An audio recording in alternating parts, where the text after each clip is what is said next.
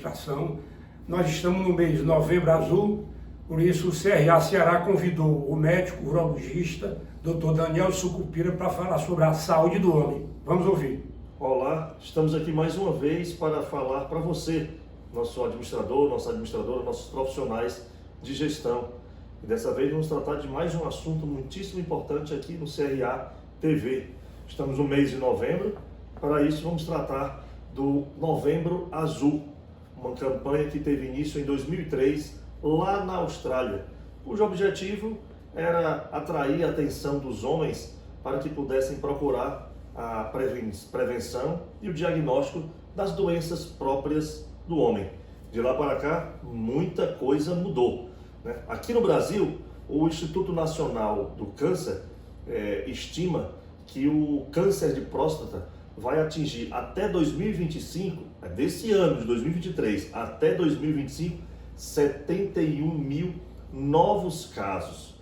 E aqui no Brasil é a segunda doença que mais mata homens. Também a mesma doença que mais mata homens no mundo. É a segunda doença que mais mata homens no mundo e no Brasil.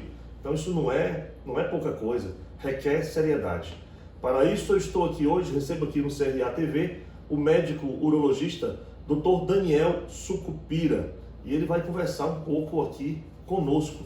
O Dr. Daniel, ele é especialista em cirurgia robótica, ele está finalizando um doutorado, portanto é doutorando em urologia pelo Hospital das Clínicas da Faculdade de Medicina da USP, em São Paulo.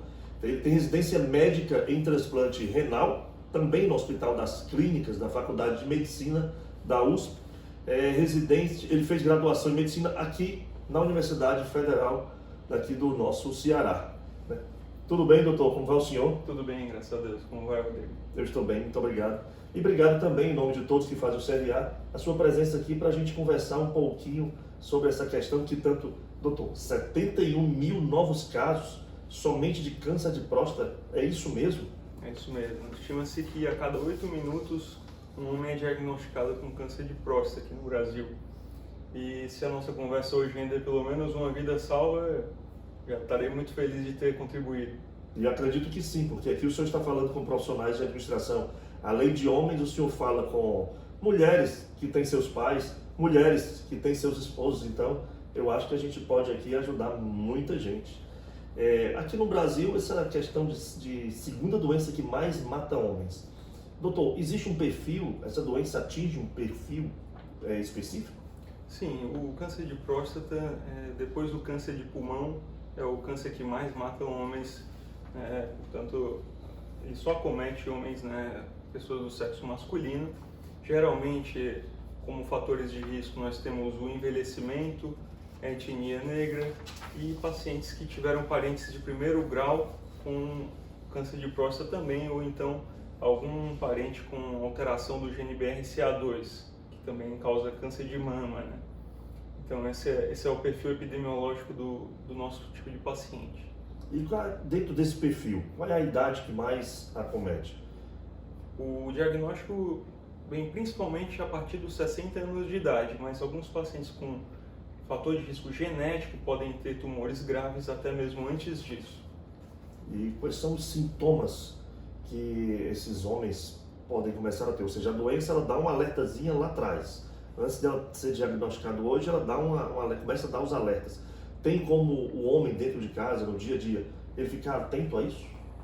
Então, o câncer de próstata é como o diabetes, como a hipertensão. Ele é bem silencioso assim no início, que é a fase em que a gente procura tratá-lo, porque teremos mais chances de cura.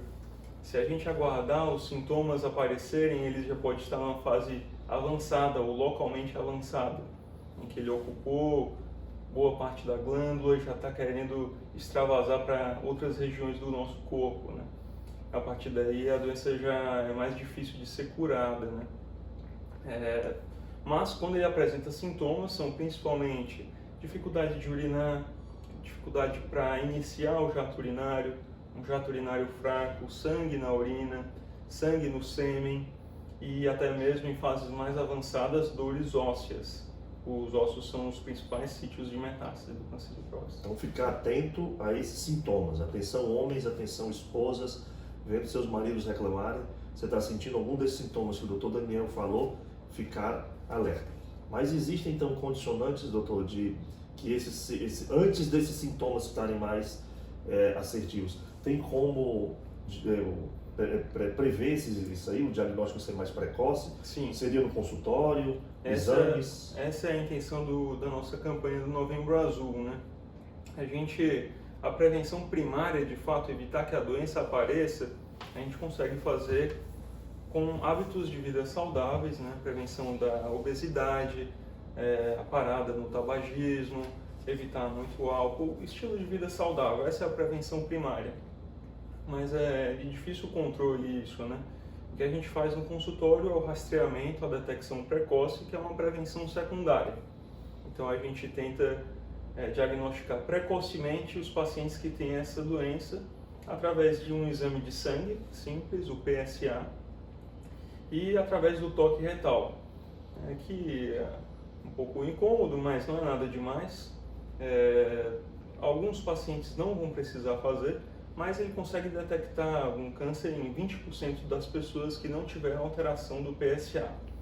Então, se você me perguntar, é preferível que se faça também. Entendi, ou seja, então, um exame simples, exame de sangue, o PSA é um exame simples de sangue que vai em laboratório, coleta, e se tem esse número. Tem um número, não é isso? Exatamente. Um número que dá um indicativo. Em conjunto com isso, o exame de consultório, que é o exame de toque que o senhor falou. Exatamente. Esse exame de toque é aí onde está o X da questão que a gente vê há 20 anos a imprensa falando para que se perca esses mitos, se perca esses preconceitos, né? Ainda hoje ainda tem preconceito? Sim, alguns pacientes preferem realmente não fazer. Quando é assim, não há o que se fazer, né? A gente dá a nossa orientação. Existem hoje em dia, né? Há cerca de 10 anos atrás isso não era tão acessível, mas hoje a gente tem na mão a ressonância magnética da próstata, né? Ela ajuda bastante a detectar, mas de fato não substitui o toque. Sim, ou seja, são exames simples, o exame de toque, o exame de sangue, que vai te livrar aí de uma série de problemas. Lembrando, é a segunda causa de morte de homens no Brasil, e também o câncer de próstata é a segunda causa que mais mata homens no mundo, né? Doutor, com esses sintomas que aparecem, como o senhor falou, se já estão aparecendo sintomas é porque alguma coisa está. O senhor tem como dizer índices de cura, de tratamento do câncer de próstata? Na fase de tumor localizado, as taxas de cura estão acima de 90%. 90%? Acima. Sim. Agora, existem tumores de alto risco, tumores em que as células já sofreram várias mutações, tumores que, quando diagnosticados, já estavam muito grandes ou com PSA muito elevado. Esses pacientes têm um risco maior de uma recidiva precoce. Mas isso a gente só vai poder saber com um acompanhamento depois de resolvida a vida do paciente. E a minoria, pelo que o senhor fala, isso é a minoria dos casos? Sim, se a gente seguiu à risca, né, as recomendações do rastreamento da prevenção secundária, que a gente vai sim conseguir curar a maioria desses pacientes. Tá, eu ainda quero continuar nessa questão do preconceito que alguns homens ainda têm, como o senhor confirmou, né? Que tipo de mensagem o senhor costuma dizer para as pessoas no consultório, para quem está nos assistindo agora? Que mensagem o senhor deixa para essas pessoas que têm esse certo receio? Bem, o 20%, né? Eu gosto de falar em números porque muitas vezes fica mais concreto para o paciente entender o que a gente está falando. Veja, você coletou o seu exame de sangue, ele veio normal, ótimo, mas existem 20% dessas pessoas que vão ter uma alteração no toque retal, um a cada 5, né? Então esses dois exames, eles são complementares. O que custa, né, fazer um exame indolor? O médico, rápido, né? O médico não se importa com essa intimidade, né? Não que a gente não a gente respeita isso, mas a gente não vai falar da sua intimidade para ninguém tem nada a ver com isso. Isso é simplesmente uma questão de cuidado da sua saúde. Como você quer estar daqui a 5, 10, 15, 20 anos, né? Se você conseguir detectar uma doença dessa que lhe levaria nesse tempo, tenho certeza que não se arrependeria, né? Verdade. E aqui, como eu disse no início, nós temos mulheres, né, mães, esposas, filhas, né? O papel da mulher, da filha, da mãe, né, da esposa, ela contribui? Sim, ainda é muito importante. Tem vários pacientes que são arrastados, né? Inclusive, a gente marca lá pelo site, né? Muitas vezes está os contatos, o telefone e o e-mail da esposa. Da né? esposa. Porque se fosse depender do homem, ele não ia marcar, né? Tem muito... uma falta de prioridade, né? Realmente do homem em relação ao cuidado da sua saúde. Às vezes a gente está pensando em prover a família, né? Cuidar de outras coisas, acha que nada vai acontecer com você. Até mesmo esses preconceitos tolos, né? Que podem acabar trazendo um mal até maior para a nossa saúde. Né? Sim, perfeito. O Novembro Azul é uma campanha em prol da saúde, no caso da saúde masculina. Que outros tipos de doenças acometem os homens? Bem, a gente ajuda os homens e também mulheres de muitas maneiras no consultório, mas é sempre uma oportunidade para rever toda a questão das taxas de glicemia, colesterol, fazer exames de sangue de rotina, medir uma pressão arterial, medir o peso. Muitas vezes aparecem outras coisas daí, né? Cálculos renais são muito frequentes, tumores em qualquer outra parte do sistema urológico, né? Dos rins até a uretra, isso pode aparecer também. Problemas benignos da próstata, infecções urinárias, as próprias fimoses, planejamento familiar, infertilidade, tudo isso daí é corriqueiro no consultório e todo mundo vai poder passar por aí, até mesmo as crianças, né, que estão na fase do desfraude, aquela avaliação de alguma alteração da genitália, tudo isso daí a gente ajuda no consultório, né? Ou seja, o campo de atuação do urologista é muito maior do que a maioria das pessoas pode pensar. O senhor falou aí de mulheres indo ao consultório, então, ou seja, o urologista também cuida, também trata da saúde da mulher. O senhor falou aí de infecção urinária, né? O senhor falou aí de outras problemáticas que acomete os dois sexos. Sem dúvida, a gente cuida da saúde do aparelho urológico masculino e feminino. Isso constitui rins, ureteres, bexiga, uretra, e também no sistema genital masculino, que é pênis, testículos e próstata, propriamente dito, né? Então, não existe isso de só ter homem no consultório do urologista, não. Interessante. E essa questão também que o urologista também atua nessa questão da disfunção, impotência, também ajuda os homens também nesse campo? Sim, sem dúvida. E isso a gente tem visto cada vez mais em pacientes jovens hoje em dia, né? Com dificuldades de relacionamento, às vezes pacientes mais velhos que já tentaram vários tratamentos, propagandas, né, na internet e não conseguiram alguma solução definitiva e às vezes acabam por estragar a própria relação mesmo, né? E tudo isso daí tem tratamento, tem solução. Ou seja, muito bom, muito bom. Agora me fala um pouquinho assim da sua vida, da sua rotina, do seu dia a dia, né? O senhor está em faculdade, está terminando o seu doutorado, o senhor trabalha em faculdade também, como é que está a sua rotina? Eu cheguei esse ano em Fortaleza, estava em São Paulo até então, lá eu estava trabalhando no Hospital das Clínicas, no Hospital Oswaldo Cruz, Sírio-Libanês, e já para o nascimento do meu segundo filho a gente decidiu voltar para casa, né? E estou terminando um doutorado, né, baseado em qualidade de vida e cálculos renais na UFC, ou no Hospital das Clínicas da Faculdade de Medicina da USP. Aqui eu trabalho na UFC como médico da equipe de transplante renal, no consultório, né, a gente atende todos os pacientes, né, todas as faixas etárias e gêneros também.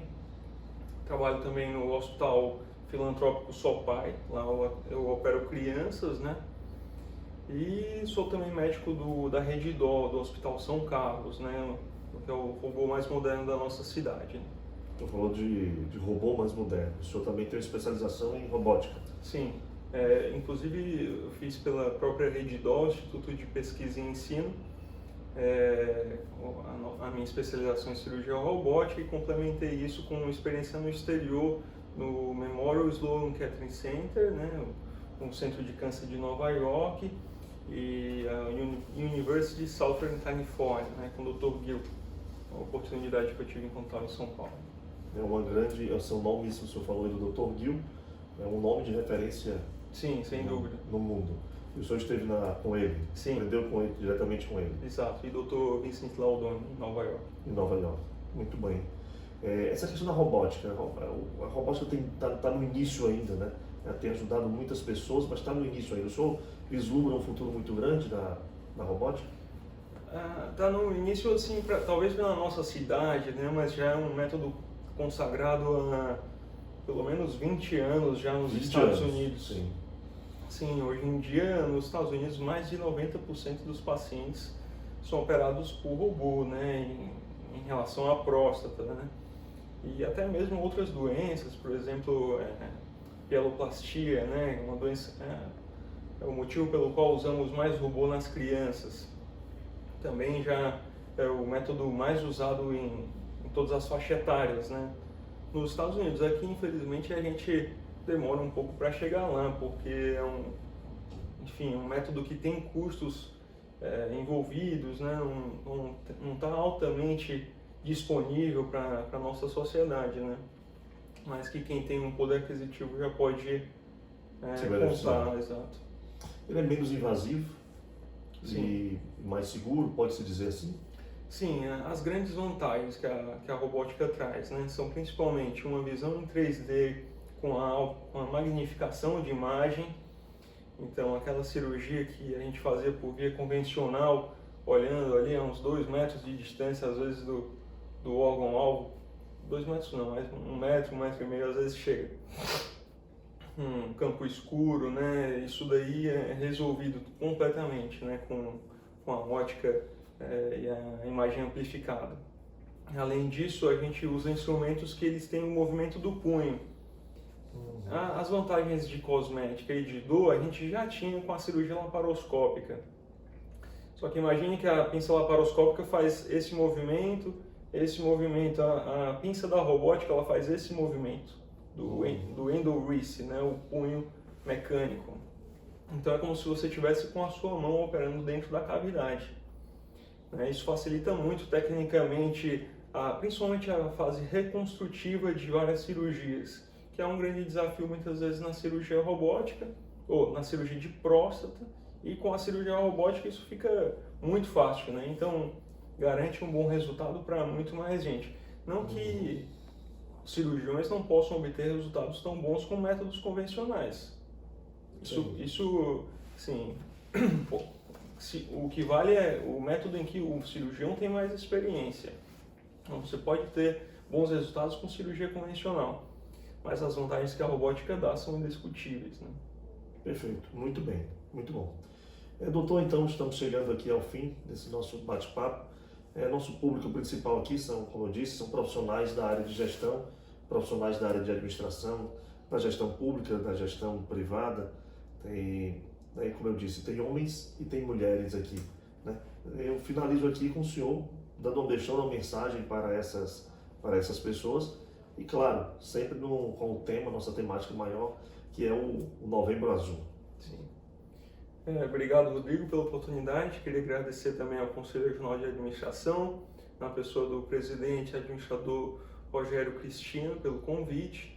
E a mensagem que eu queria deixar nós trabalhamos tanto, né, pelas pessoas que nós gostamos, pelas nossas famílias. Talvez eles gostassem mais de ficar mais tempo com você, né, no futuro. Então, quem sabe uma medida preventiva vai te dar muito mais resultado do que isso aí que você está correndo atrás, né?